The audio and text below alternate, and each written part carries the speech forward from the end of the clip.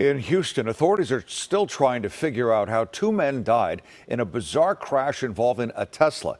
The police say that no one was in the driver's seat when the car crashed and caught fire. They also say it took several hours for firefighters to put out the flames. KTVU's Tom Vakar here now with a look at the strange circumstances. Tom? Well, this is still very much an investigation, and we don't know all the facts, but it appears the two passengers in that Tesla Model S seem to have taken the term self-driving to a deadly extreme. Officials say there's strong evidence that no one was sitting in the driver's seat when the Tesla left the road, smashed into a tree, and caught on fire. They are 100% certain that no one was in the driver's seat driving that vehicle at the time of impact. One man was found in the passenger seat, the other was in the back seat, and both were killed. Evidence shows that the 2019 Model S was traveling at a high rate of speed, failed to round a curve, ran off the roadway, hit a tree, and burst into flames. Normally, when the fire department arrives, they have a vehicle fire under control in minutes.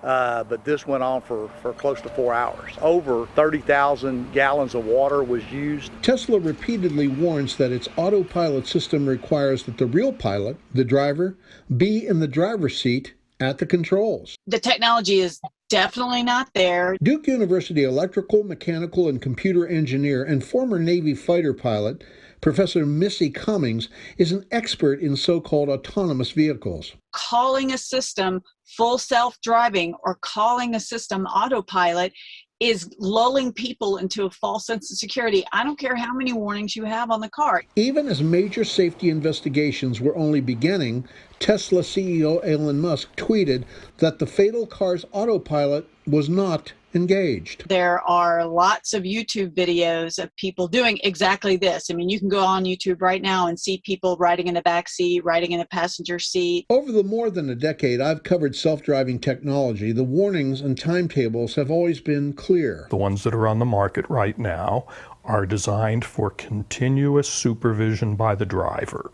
The driver is supposed to be paying attention all the time. I think we're at least 20 years off till we see that on a widespread manner. In fact, 20 years may be just a bit optimistic, maybe 30. So, eyes on the road and hands on the wheel. Tom Vakar, KTVU, Fox 2 News. Tom, I've got two quick questions. One is, why was the car going at a high rate of speed when it's in its autonomous mode? Wouldn't it keep track of how fast it was going? And also, is there a better self-driving system out there than Tesla's? Well, if the system was hacked, it depends on how you hacked the system. If you have a lot of sophisticated technology or abilities, you might be able to make the thing do a trip that you wouldn't want to do driving much more quickly over roads that would be like curvy and that you could go off of. That's one possibility. The other possibility is that Musk is right and this thing was really not being handled in that way. Now, as to whether or not there is a better system than the Teslas, the answer is yes. And it comes from no less than General Motors Corporation, which has cameras on the steering column that look at you. And if your eyes start doing things and your body starts doing things that it shouldn't be doing, commensurate with not paying attention to the road, then what it will do is tell you that it's turning that self-autopilot system off. And then you cannot restart it until you pull off to the side of the road. So it's a better system, and eventually all cars will have a very similar system, simply because the ones that work best are the ones that tend to float to the top. Just incredible where this technology is taking us. Tom, thank you.